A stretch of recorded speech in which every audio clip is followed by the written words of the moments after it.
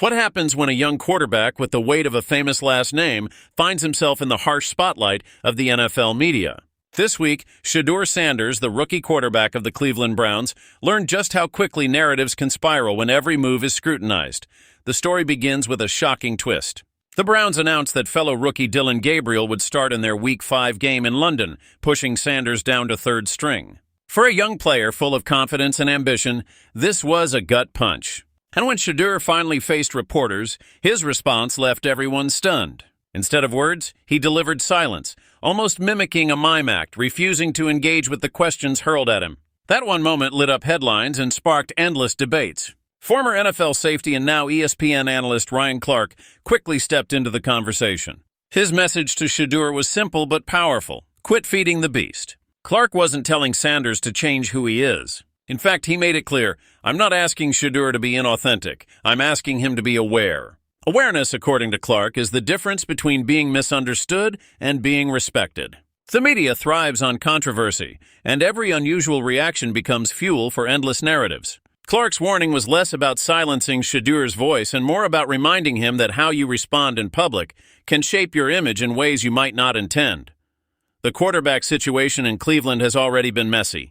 With Gabriel now the starter, Sanders is fighting not just for playing time, but for his reputation. Analysts across networks have debated whether his silent press conference was a calculated move, a burst of frustration, or simply a young player caught off guard by the realities of professional football. Clark went further, pointing out the uneven nature of the coverage. He noted that much of the reporting on Sanders feels overly harsh, even personal.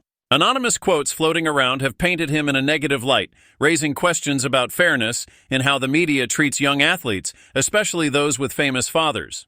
And that brings us to Deion Sanders. The Hall of Famer and head coach at Colorado has been vocal in defending his son. Deion's message was one of love, family, and solidarity.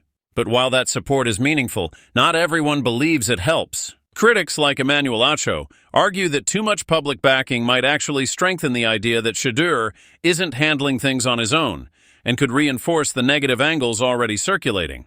It's a complicated balance. Support from family is essential, but at the NFL level, every outside voice becomes part of the narrative. For Shedeur, this rookie season is quickly becoming less about playbooks and passes and more about resilience, maturity, and image management. Ryan Clark's advice resonates because it's not just about football, it's about survival in the media age. Authenticity is important, but so is knowing how every word, every gesture, and yes, even silence will be dissected. For a rookie quarterback under the glare of national attention, the lesson is clear. Stay true, but stay smart. As the weeks go on, the spotlight on Shedeur Sanders will not fade. Every decision he makes, whether on the field or in front of cameras, will add to the story of his young career. The NFL doesn't just test arms and legs. It tests composure, patience, and the ability to thrive under pressure, both inside the stadium and far beyond it.